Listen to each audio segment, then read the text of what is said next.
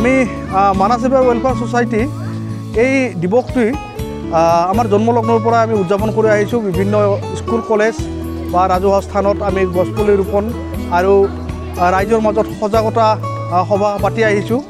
আজি ঠিক সেই উদ্দেশ্য ৰাখিয়েই আমি এই গাঁতি অঞ্চলত আদৰ্শ জাতীয় বিদ্যালয় ছাত্ৰ ছাত্ৰী আৰু অভিভাৱক লগতে শিক্ষক শিক্ষয়িত্ৰীৰ মাজত আজি আমি প্ৰথম কাৰ্যসূচী মৰ্মে আমি সজাগতা সভা এখন ইয়াত অনুষ্ঠিত কৰিলোঁ আৰু তাৰ পিছতে আমি বৃক্ষৰোপণ আৰু ছাত্ৰ ছাত্ৰীৰ মাজত অভিভাৱকসকলৰ মাজত আমি গছপুলি বিতৰণ কৰিলোঁ। আমাৰ লক্ষ্য এই ধৰাখন যে প্ৰদূষণমুক্ত হৈ গছ গছনিৰে সেউজীয়া হৈ থাকে আৰু আমি যিমান পাৰোঁ আমাৰ এই পৰিৱেশটো সুস্থ ৰখাত আমাৰ ছাত্ৰ ছাত্ৰীসকলৰ লগতে আমাৰ অভিভাৱকসকলেও যে গুৰুত্ব দিয়ে সেইটো আমি আশা কৰিয়েই আজি এই কাৰ্যসূচী উদযাপন কৰিলোঁ।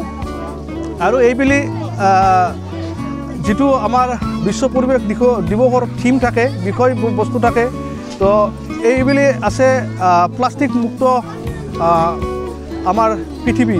তো সেইটো উদ্দেশ্য ৰাখি আমি ছাত্ৰ ছাত্ৰীৰ মাজত প্লাষ্টিক কেনেকৈ আমি কম পৰিমাণে ব্যৱহাৰ কৰি আমাৰ পৰিৱেশটো সুস্থ ৰাখিব পাৰোঁ সেই বিষয়ে আমি আলোচনা কৰিলোঁ ছাত্ৰ ছাত্ৰীৰ মাজত।